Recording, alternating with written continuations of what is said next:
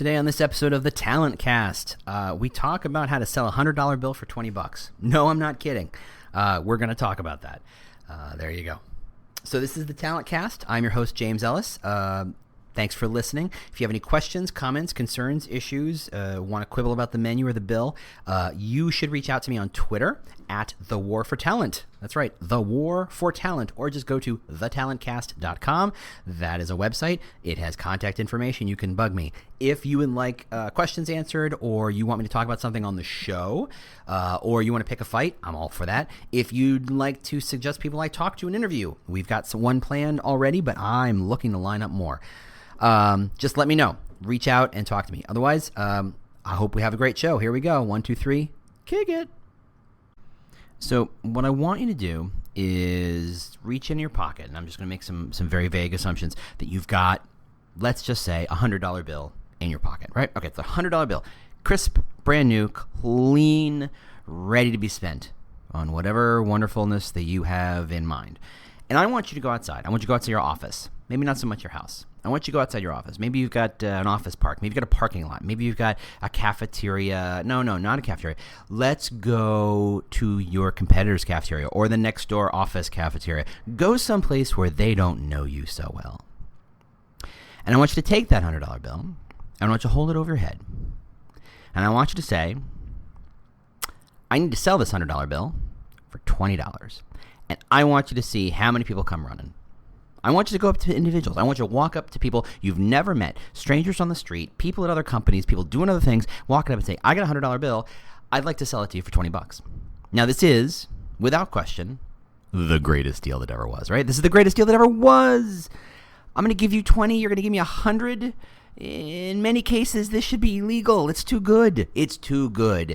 It's too good, which is why everyone will run away from you and look at you funny, if not much, much worse. There's nothing wrong with you. It's just that no one came into this particular space to do a financial transaction. No one walked into that parking lot ready to trade money. No one came to the cafeteria with the mind of looking for a financial deal. Nobody. And that's what you're offering. And consequently, not only are people running away, you're left with exactly what you started with. You've used up a lot of resources. You've probably freaked people out. You confused people. They were like, what is this guy on? Or girl. I don't know you. That's the problem. And for those of you who wonder, when we have conversations, well, I sent this ad, or I did this thing, or I used this tactic, or I used Snapchat or Facebook or whatever the heck it is, and it didn't work. Therefore, it does not work. To which I will say, you are... what you're really doing is you're applying the wrong logic. You're saying, because I did it the wrong time, it's a bad thing. No, you did it the wrong time. You could not get a better deal than giving somebody $100 for $20, right? If you in your head you go, but this is a really good job. People should be applying for this job. And you don't understand, and you're scratching your head and you're wondering, why don't people apply for this job? And you might wonder, well, maybe people don't like this job. Maybe people don't understand this job. Maybe, but really what it is, it's not about the offer, which is what we're talking about when we talk about a job. It's the context. The context, C-O-N-T-E-X-T, the context. That is all the stuff surrounding the thing and not the thing itself. And that's what we want to talk about today, the context, the power of context. Context is amazing stuff, and we ignore it all day long. So who's watching the World Series? I'm not a baseball guy. I am, however, in Chicago. Therefore, I am rooting for the Cubs. However, tiny piece of my brain, the one that actually lives half a mile away from Wrigley is terrified that one day the Cubs will win the World Series and it will be riots. It will be pandemonium. And I live real close to it. And when you buy the condo, you don't think, oh, well, gosh, it's by Wrigley. We're going to have riots every year. You go, it's been 107 years. I'm fine, right? I'm fine. Yeah, I'm not fine this year. This is bad. This is terrifying. So anyway, you're watching TV. You're watching the World Series. Maybe you're watching football. Maybe you're watching Real Housewives. I don't know. I hear good things about, whatever. You're watching TV and you get a commercial. Now, let's talk about commercials for just a moment, how wonderful they are and how wonderful they're not. You've noticed by now as an adult that most commercials are effectively the same. They're all the same. You have 30 seconds, obviously, format structures, to get someone's attention and to give them a piece of information. That's all. That is all. You can't do more than that, right? The people who try to sell you a coupon, the people who try to tell you, okay, from here, what you want to do is go to Bob's Big House of Burgers, and okay, you want to go down Route 401, you want to make a right when you come to the barn, commercial's over.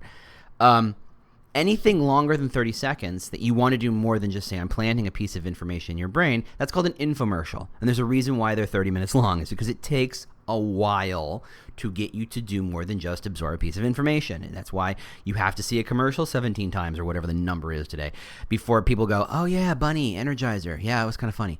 Oh, the frogs, the Budweiser. Sure. Yeah, I got that. Yeah, I remember that one. You've got to see it a million times. The problem is the context of the format. The format of the commercial says 30 seconds, you can only do so much. Thus, people only try to do so much. Whether it's attractive person in a revealing swimsuit of some sort and they want you to buy a beer. Or it's famous celebrity on niche cable channel wants you to buy some sort of home good. Or celebrity chef thinks you should go to, I don't know, wherever, chain restaurant du jour. They all just, that's all they're trying to do. You know, they'll use a couple of pretty words and they'll give some great video. You know, I think back to when David Fincher was doing commercials, just the power of the subtleties of the video and the impact of driving a message home with just a couple of changes of direction or changes of angles of the shots. Just truly wonderful stuff. But in the end, they're just trying to plant a piece of information. Now, that information is very simple. Hey, go buy this thing. Hey, be aware of this product. Hey. That's a commercial, right? And the reason why, besides the 30-second issue, the reason why it's just trying to tell you, hey, is because you're not ready to do anything else.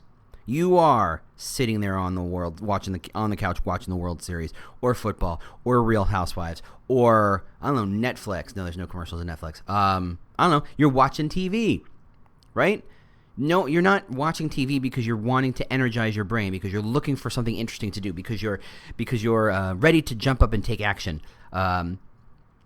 You know, your commercial in between innings, get the heck out of my face. Go back, show me. Yeah. I'm not a big fan of maybe the Joe Buck thing, but maybe I just want to watch the baseball. Maybe I'd like to see the seventh inning stretch more. Maybe I'd like to see the changing of the teams on the field. Maybe I want to see more of that stuff. Maybe this commercial is an interruption in my life. Beyond that, I'm not in a position to do much for it. And everybody who makes commercials knows that.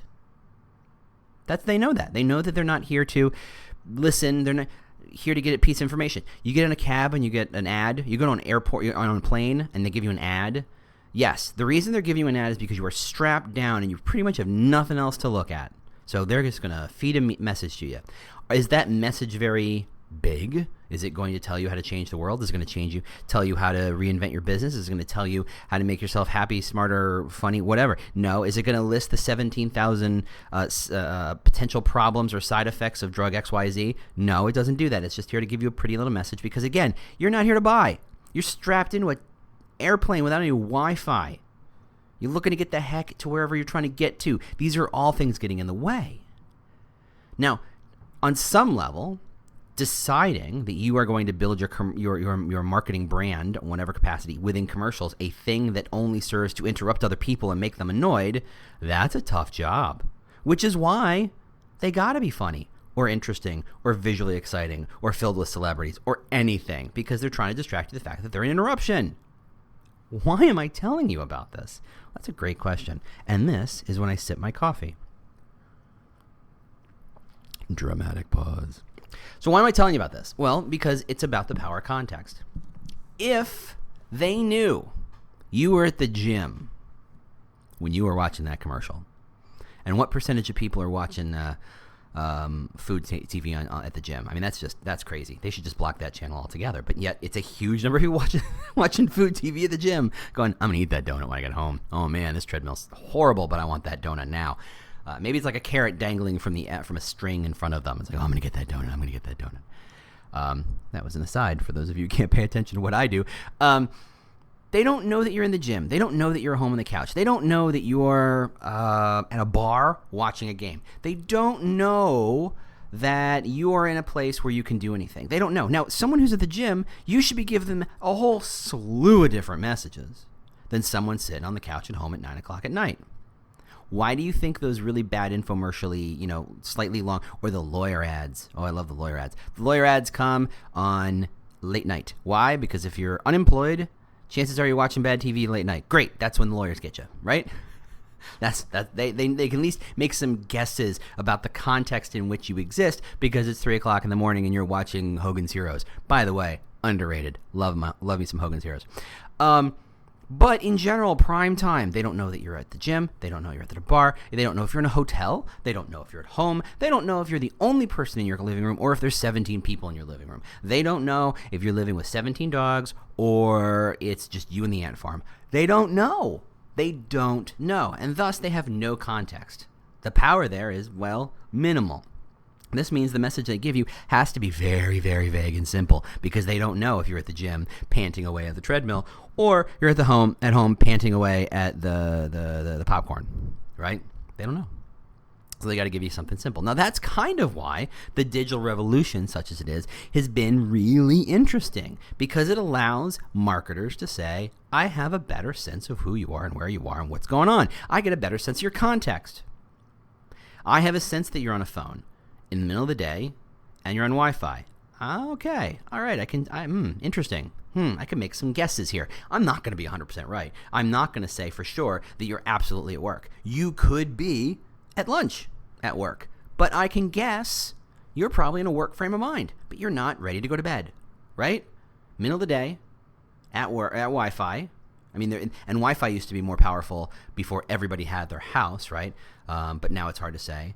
It's on a mobile, it's on a laptop, it's on an iPad, it's on a tablet, it's on a this, it's on a that. You have just been looking at the New York Times or Yahoo News. People still read that? I'm not sure. Or either of them. They can make some guesses about your context. They can guess that you are, let's say it's 8 o'clock in the morning. You're probably at your commute or you're just starting your day. Fantastic. Good to know.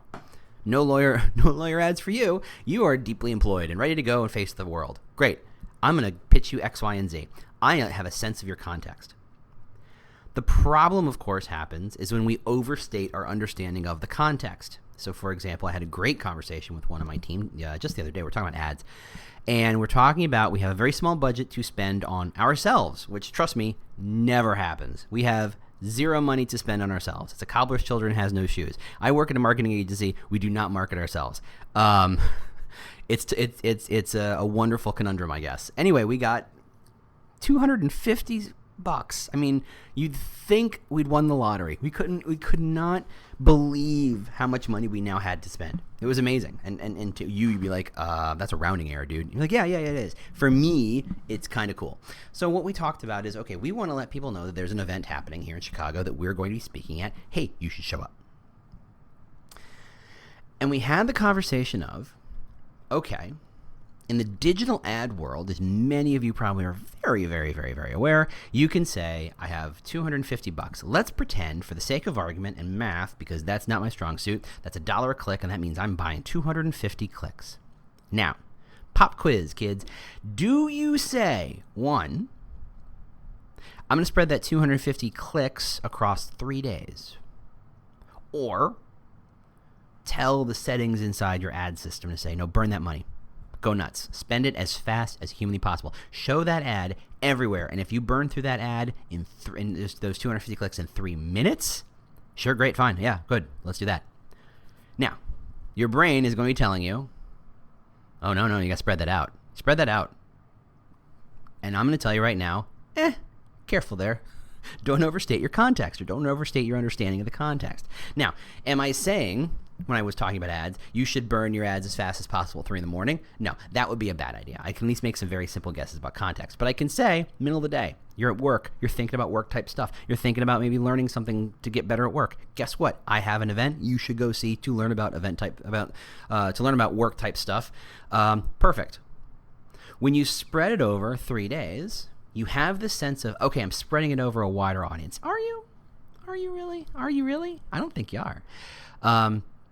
if you presume that there's 50% of your audience are glorious, wonderful potential prospects, and 50% of your audience are bozos, and that's being gentle, you have to assume that in general, unless you're talking about 3 a.m. ads, that your bozo to genius disbursement is relatively equal. Meaning, it's like a roulette wheel. Could go black, could go red. You don't know, but it could go either way at any given time. There's a 50-50 shot every single time. And what we were talking about is if you push all those ads at the same time, you have you have a little bit of context. You can say, okay, 2 o'clock in the afternoon, go. Maybe we say 10 o'clock in the morning. Great, go. It's in Chicago. It's local. I don't have to worry about time zones. I can have a good sense of I live here long enough. I know that most people, the audience we want doesn't get in till 9, so let's hit them at 10. Whatever. And these are all, justifications and rationalities in my head, right? I know that. Or I could spread this out over 3 days. Even within those same windows of time, even if we said, okay, don't start showing those ads till 9 and turn them off by 5, but we're going to spread them out over 3 days as equally as possible, that sounds like a better thing to do, right? And I'm going to tell you right now, no, it's not. In fact, it's not worse. It's just not better. So if your audience of bozos to genius is equally distributed, why do you get the sense that, and the argument spoken to me was, well, on one day you might have more bozos than geniuses. Yes, but why would you not have that same, it's like roulette. If you're looking at roulette and you see red came up 6 times in a row, you have to know in your brain, not the lizard brain, but the real brain that says, I know that the chances of red coming up again are 50-50. They're not less likely because red's come up a bunch of times. It's not more likely that black's going to come up because red's come up a bunch of times. It's a 50-50 shot over time. That the broad, even distribution is from a macro level that I have no control over, right? This is a micro decision and a macro understanding. That's ads, right? You're saying, I'm going to spend my money. And you're right. She's 100% right. I could make a bad bet. I could bet on black after 50,000 reds and it still comes up a red. To which someone might say, hey, you're being a fool. The game's rigged. It ain't 50-50. Go back and start betting on where it's going to go. To which I would say, fair point. But I have no better way of knowing if it's going to be more bozos than geniuses on any given day. So thus, why should I spread it out across days? Why wouldn't I just say, look, here's when the focus, we're going to burn it.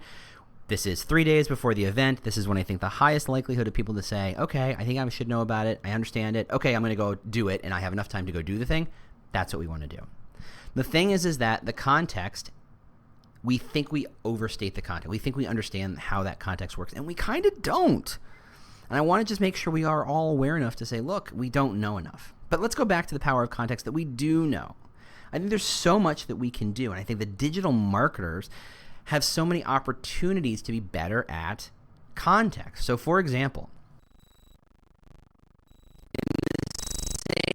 way that walking up to people with a $100 bill and say, hey, can I sell this to you for $20? Walking up to random strangers and say, hey, do you want to apply for a job is not going to work. I don't care how good a recruiter you are. It's not going to work.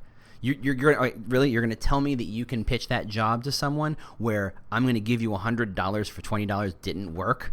Yeah. Okay, great. No, it's not going to work.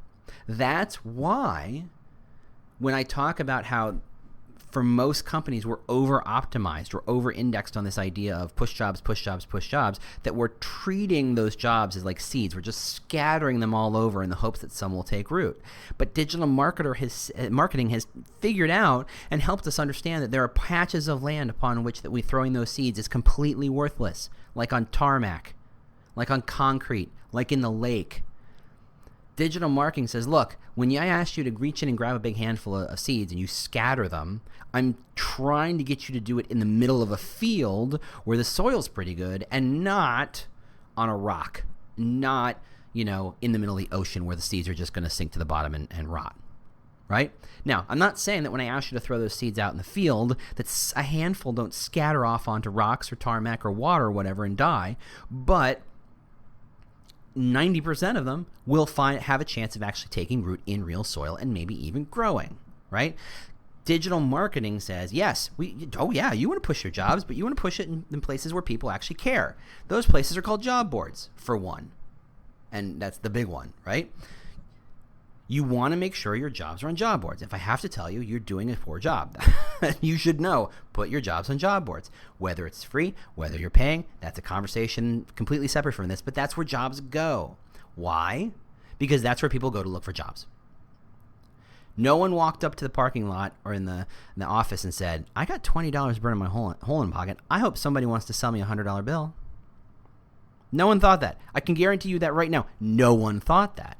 And when you offered it, it freaked people out. Turn that around in job descriptions. No one said, I need to find a job. I'm going to go to Facebook. No one says, I need to find a job. I'm going to the Wall Street Journal. No one says, I need to find a job. I wonder what's on TV. If they are, they're procrastinating, okay? Can we at least admit those basic things?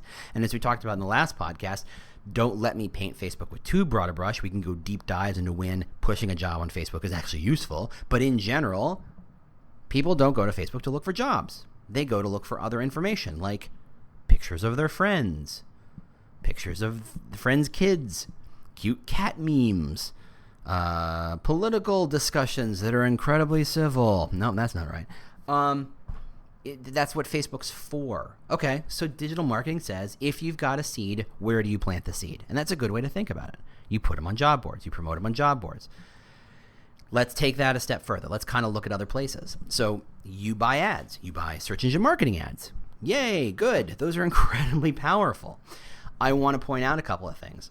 First off, you know what drives me crazy about search engine marketing ads?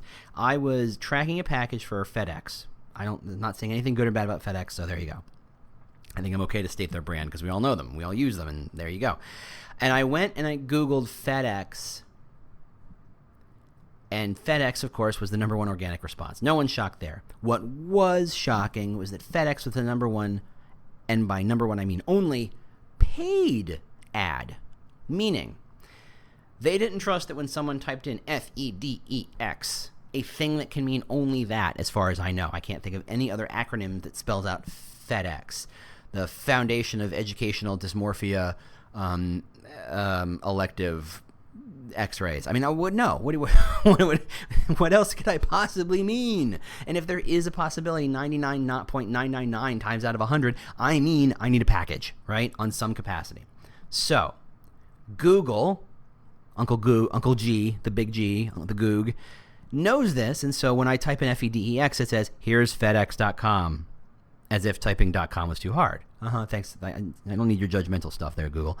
So it delivers it right up organically. It's like, yeah, this is what you want. I'm helping you. Here's what you want.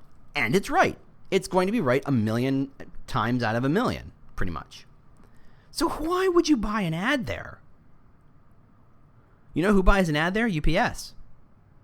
DHL, to say, okay, maybe you're looking for tracking, and you have got that.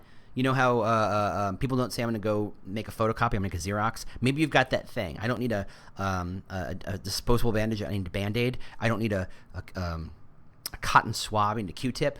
You know, where they apply a brand to a product idea. Maybe they thought, I need some FedEx. Maybe I need some shipping, right? Maybe. And that's a stretch. I mean a stretch. Fine. But why on earth is FedEx buying an ad? Now, granted, FedEx only pays for that ad when I click on it, but since statistics show that huge swaths of people, huge swaths of very smart, savvy people still don't quite get the difference between an ad and organic, well, click on it. And so FedEx is probably paying $0.25 a click for nothing. That makes me crazy. I don't get that. Google is so good at this. If you type in FedEx and you get to FedEx, not only do you get FedEx in the organic, you get, here's a link to tracking, here's a link to how to ship, here's a link to local locations. I mean, it's trying to get you 4 clicks into the thing you want. It's like a butler trying to give you exactly the thing. It's anticipating your needs. That is, it almost understands your context. Ha ha ha. It's giving it to you. Why on earth would you pay for an ad? To drive them to the homepage, to make people search again, to ask people to click more. Boggles the mind. Anywho, Google AdWords, despite that little rant, is incredibly powerful because it does one thing. It says, I can figure out some context around you, the user, searcher, the potential customer, based on what you're searching. Meaning, I know that when you're searching, yes, you may be on your couch, but your brain's a little more engaged than if you're watching Mork and Mindy, right? right? You're actively searching for something. You're doing something. You're leaning in a little bit more than you're leaning back. For those of you who don't get that, you'll notice that when you watch TV or a movie, the seats, the couches are all designed to get you to lean back and chill. Your heart rate drops. Parts of your brain kind of shut off and go do do do do do do meow meow meow meow meow. Right? You go full on Homer Simpson brain. When you're searching for something or on the computer, your office chair, your chair at your home that you do most of your work is there to help you lean forward. You're active, you're thinking, you're engaged, you're looking, you're searching, you're doing all those action verby type things, okay? So let's say even if you are searching on the couch, your brain's a little more engaged than, again, just watching TV. Not that watching TV isn't wonderful, but there, it's different. So it knows that when you search, how do I ship a package, or how do you make tacos, or who is in that movie with Steve Buscemi that one time, it knows you're looking for something. You're looking for an answer. Because every time you type in Google, you're always looking for an answer, right? With the exception of that time someone says, hey, if you type in do a barrel roll into Google, see what happens. That's not searching for an answer. You're just looking to be entertained. But that's an edge case at best. I mean, really an edge case. Mostly people show up to Google to get an answer. And what they search on should give you a sense of what kind of situation they're in. So if they say, if you type in best price on fire extinguisher, they are searching for information about how to buy a fire extinguisher inexpensively for their house. If they type in how to stop a grease fire, little different. Maybe their house is about to be on fire. One has a sense of urgency that the other doesn't, right? That's the context of the words being used. You can guess and make some guesses based on that context. More importantly, the way you need to think about Google AdWords, here's a little tip from me. The way you need to think about Google AdWords is that it needs to be very direct, meaning it needs to be a clear connection between I have this problem, I'm searching for this solution, here is the solution. That is the world in which Google AdWords shines. That is their use case. That is exactly right. You know where Google AdWords doesn't do so well? Brand marketing. It just doesn't make sense, i.e. the FedEx ad. If you typed in, how do I ship a package to Topeka, I want a FedEx ad. I expect a FedEx ad and a UPS and a DHL ad, and maybe even a USPS ad if these guys, those guys are, on their game. I get that. They understand I have a problem. I'm in Chicago. It knows that. It knows I'm trying to ship a package to Topeka. Okay. They do those things. Okay. Provide an answer. Here's the answer. Now I can choose what to do. If I'm just looking for a brand, and if I'm looking for a brand, I'm in a very different frame of mind. Google AdWords doesn't do so well. So all advertising breaks into two very basic models. That is direct marketing and brand marketing. And direct marketing is Google AdWords. It is the piece of email that you get that aren't complete and total spam that say, we know you do X, Y, and Z. We know you do this for a living. We think we can help you do that thing. Here, let me help you solve this problem. Okay, direct ads. The flyer you get saying, we have Chinese food is actually direct advertising. It's assuming you're hungry. It's assuming you like Chinese food. Here, we have Chinese food. Chances are, you don't care what the name of the brand of the Chinese food is. You don't know where it comes from. I mean, they're all, Chinese food. Chinese restaurants have generally 80% the same kind of names. And here in Chicago especially, I literally have to go, okay, which of the 4 Chinese restaurants do we like is the one I want to go to now? Because they all kind of morph because I don't have that kind of palette. So you want to focus on direct advertising. It's not about brand. And by brand, I mean Coke. By brand, I mean GM. By brand, I mean Apple. Right? I want to know what Apple's new product is. Why? Because Apple made it. I'm interested. Conversely, I want to know what Android's new product is because Google made it. That's interesting, right? I have a brand affiliation. I have a brand affinity for that, right? When Google rolled out OnHub, yeah, I think it's OnHub, their router about a year ago, kind of cool. In no way was I looking for a router. I mean, in no way was I in the market for a router. I had literally bought one 3 months earlier, and I'm good. And I'm not paying another 100 and whatever it is for another one. I just bought one. I'm good. But I still read all the articles about it because it was interesting, because it was Google, because there was a brand affiliation, right? If you like Coke instead of Pepsi and Okay, I'll say it. You're wrong. Pepsi's better than Coke. Moving on. Yeah, I know. Let's start a fight for no reason. You have an affinity for that brand. You love the polar bears. You love whoever's advertising the commercials, whatever. You like the brand. Now, you know how you do brand advertising? Commercials on the Super Bowl, billboards, things that have a mass appeal, broad range, because they're not asking you to do anything. The polar bears and the Coke ad are not asking you to do anything. They're asking you to just feel good about Coke. That's it. And you know what commercials are good at? That. That's it. As we started with. So there is a difference between direct advertising and brand advertising. Now, some of you work for a company with a huge, massive brand. Good for you. Congratulations. I guess. I mean, sure. Let's go back to Google, because I love to pick on Google because I love them. Hey, everybody wants to work for Google. It's the number one most desired, or maybe number one, number two, depending on which survey you're looking at, most desired employer, blah, blah, blah, blah, blah. Everybody knows they got the M&Ms and the great coffee and the free lunches and the perks and the perks and the perks and the massage rooms and all that good stuff. So everybody knows you want to work there. Doing what, pray tell? Do you code? Do you code at the level of the Googlers? Because those are some high-level coders there. They know what they're doing. Good, smart people. Whether they're being evil today or not, let's go ahead and leave that to another conversation. But they're good people. They're trying to do good, smart work. These are people who are at the top of their game. If you are not, I don't think they're calling you at the moment. Maybe you're a salesperson. Again, you should be at the top of your game. That's who Google looks for. If they're have that kind of brand identity, they can pick the best. They have a bajillion people applying. Now, good for them. That's probably not you.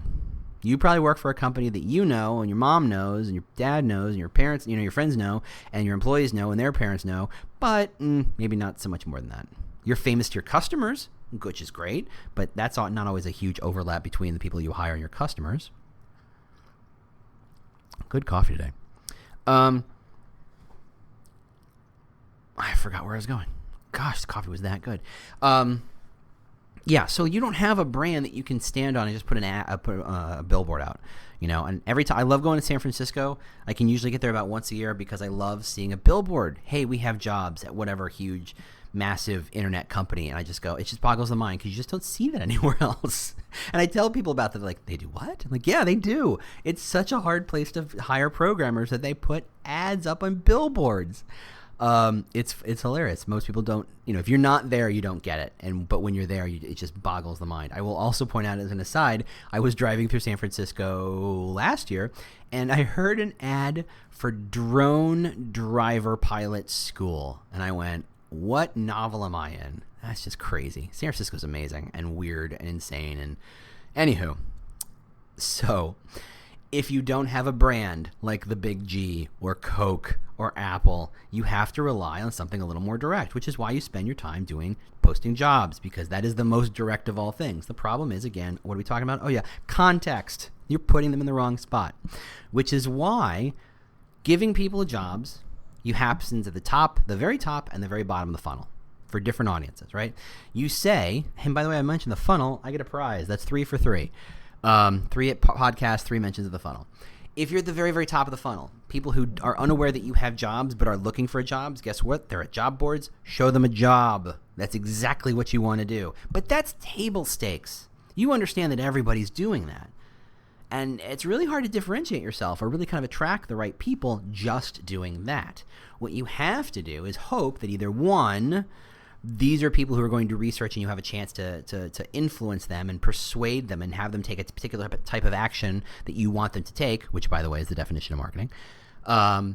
Or you got to go a different route, okay?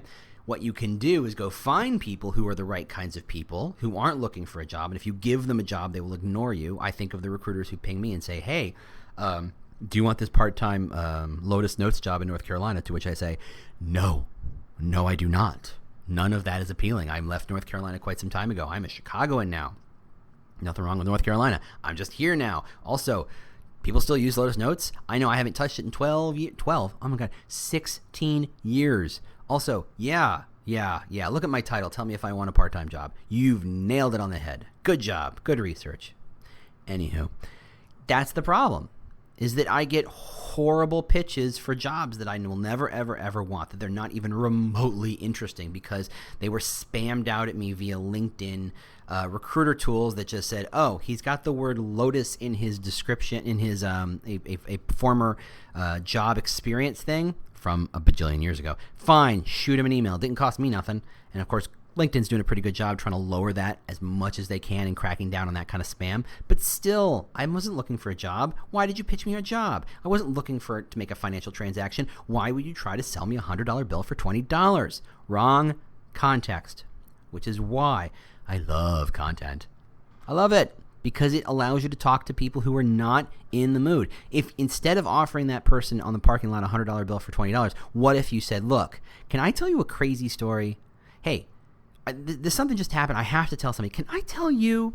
Congratulations, you've built a connection, maybe even a little bit of rapport. And then you tell a story about how what you have to do, that your dying grandparent said gave you a $100 bill and said, look, this is a crazy experiment, but I want to teach you a lesson in life. What I need for you to do is this. I need you to sell this, and I need you to sell it for $20. And it's just, you don't have to make money, and I'm going to get inheritance. It's not a big deal, and I don't care that I'm losing money here, but I just need to do this for my dead grandparent, blah, blah, blah, blah, blah, blah. You know what? You might sell it. You have a far better shot of selling it then than if you do walking up to somebody and say, hey, you want to buy a $100 bill for $20? Content provides context. I'll say that again because I think that's pithy. Content provides context. It doesn't provide all of it, but it provides a lot. And in places where you don't know what the context is, it lets people filter in and say, oh yeah, I want to hear this story. Now, if you had tried to tell the grandparent story to somebody and they said, I'm good, you walk away, okay, it's not a perfect thing, but maybe it will work on the next one. You have a far higher likelihood of that working when you provide some context, or if you know the context. If instead of going to a parking lot, you went to a friend, you went to a neighbor, someone who kind of sort of knows that you're not whacked down on your head on whatever the heck, if you had gone to a bank, if you had made a very simple transaction, in a place where financial transactions happen, would have worked, your head would have spun. It would happen so fast you wouldn't have even noticed what happened. There'd be a $100 bill shaped hole in your hand, and there'd be a $20 bill filling it. You wouldn't even notice it. That's the context. That's the power of context. So I've rambled a bit here. So how do I want to close this? I want to make you sure you understand, you think of what is the context upon which my ad, and ad I'm using the term as loosely as humanly possible, meaning any kind of message whatsoever to prospects who are already in love with you, or maybe and even those who are. What is the context in which they live? So for example, let's say you have one of those really whiz-bang career sites where they're collecting leads. That is, people who are interested in jobs, but the job doesn't exist right now, or they just want to be alerted when new jobs happen, or they want to join some sort of pool or community or whatever word we're using for that stuff today. Guess what? Context. What is that context? They know you. They're your neighbor now. You don't have to quite pitch them so hard to give them an offer. If I'm on a career site and I'm looking for a job and they don't have the job, and I say, yeah, alert me when there's a new director or VP of blah, blah, blah, blah, blah, blah job, you know I want that.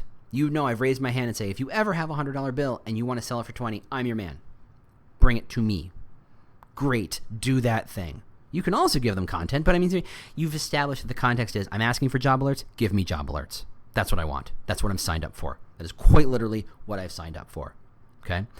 So just understand the context of the audience to which you're speaking. Understand where their heads are at, what they've seen before, where they're looking for, what they're looking for next, where they came from, where they're going. All that stuff is context, and it provides so much key information as to what you should be giving them, right? To quote Jay Baer, B-A-E-R, B-A-E-R, it's utility. And by utility, I mean Y-O-U, you. It's about what value can we give you. And remember, the you in there is your prospect. Your job is actually to give your prospects value on some level, and sometimes that value they want is they want a job so they can hit apply and do the thing. Good. Give it to them. I'm not saying not to. Give it to them. But many times, maybe most times, maybe not, many times what they want is information or content or a story or to be entertained or inspired or informed or something. Give that to them then. Don't give them a job opportunity. Don't give them a job rec. Don't give them an apply now button. That's not what they want. we are in such a hurry to get them to apply, to hit the apply button and hit the button that we try and skip steps, and that leads to failure. And then we wonder, why doesn't the tactic work? It's because of context, right? All right. Well, that's my show for this week. I hope you had a good time. My name, as always, is James Ellis. This is the Talent Cast. Please tell your friends. Please review us. Please say nice things about us. Please share. If you have questions, want to argue with me, want to tell me how I sound like an idiot, and that's all an option on the table. Twitter me. The War for Talent, at The War for Talent. That's where to find me. Or just go to thetalentcast.com to find all sorts of other ways to contact me, though Twitter, probably your best bet. I'm hoping the next session we'll have our first interview guest. I'm looking forward to it. I'm crossing my fingers it's all going to work out, but I'm not going to tell you who it is just yet, but you will be thrilled when it happens. So, otherwise, like I said, have any questions, you want me to answer questions on this show, would love to do that. Just shoot them to me, talk to me via Twitter, etc., and I will talk to you soon. Thanks very much, and thanks for listening. Do you love news about LinkedIn, Indeed, Google, and just about every other recruitment tech company out there? Hell yeah. I'm Chad. I'm Cheese. We're the Chad and Cheese Podcast. All the latest recruiting news and insights are on our show. Dripping in snark and attitude. Subscribe today wherever you listen to your podcasts. We out.